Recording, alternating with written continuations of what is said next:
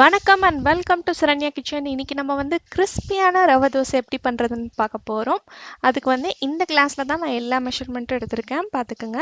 இந்த கிளாஸில் 2 கப் அளவுக்கு ரவை, அது கூடவே 1 கப் அளவுக்கு பச்சரிசி மாவு, அதே மாதிரி ஒரு 3/4 கப் அளவுக்கு கோதுமை மாவு. இதுக்கு வந்து நம்ம மைதா சேர்க்க போகிறதில்ல, கோதுமை மாவு வச்சே நம்ம பண்ண போகிறோம். அதே மாதிரி இதுக்கு தயிரும் நம்ம சேர்க்க மாட்டோம், அதே மாதிரி சோடாவும் கிடையாது. இப்போ நம்ம எல்லா மாவையும் சேர்த்துடலாம். அரிசி மாவு, அதுக்கப்புறம் கோதுமை மாவு, இது எல்லாத்தையும் சேர்த்தாச்சு. இப்போ நம்ம நறுக்கி வச்சிருக்கிற வெங்காயத்தை சேர்த்துக்கலாம்.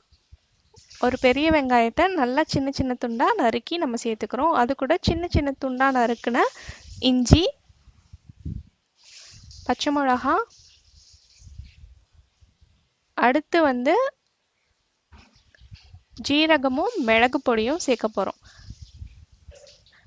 நீங்கள் வந்து மிளகு வந்து ஃப்ரெஷ்ஷாக தட்டி போட்டுக்கோங்க, நல்லா டேஸ்ட்டாக இருக்கும். டேஸ்ட்டுக்காக ஒரு 2 டேபிள் ஸ்பூன் அளவுக்கு தேங்காய் துருவல், இது ஆப்ஷனல், வேணும்னா போட்டுக்கலாம், இல்லைனா அவாய்ட் பண்ணிடலாம். இப்போ இது எல்லாத்தையும் நல்லா மிக்ஸ் பண்ணிடலாம். தண்ணி ஊற்றுறதுக்கு முன்னாடி இந்த மாதிரி நல்லா மிக்ஸ் பண்ணிவிட்டு தண்ணி ஊற்றினோன்னா ஈஸியாக நமக்கு வந்து எல்லாம் ஒன்று சேர்ந்து வரும். தேவையான அளவுக்கு உப்பு போட்டுக்கணும். ஒரு 1/4 டீஸ்பூனுக்கு உப்பு போட்டாச்சு. தண்ணி வந்து நல்லா தாராளமாக ஊற்றணும் ரவை தோசைக்கு. இதுக்கு வந்து நம்ம ஊற வைக்க தேவையில்ல, உடனே செஞ்சிடலாம் இந்த ரவை தோசை. நான் உங்களுக்கு தண்ணி ஊற்றிட்டு எந்த கன்சிஸ்டன்சியில் இருக்கணும்னு காமிக்கிறேன். பாருங்கள், இந்த அளவுக்கு தண்ணியாக இருக்கணும். அப்போ தான் ரவை தோசை நல்லா சூப்பராக கிறிஸ்பியாக வரும், மெலிசாக.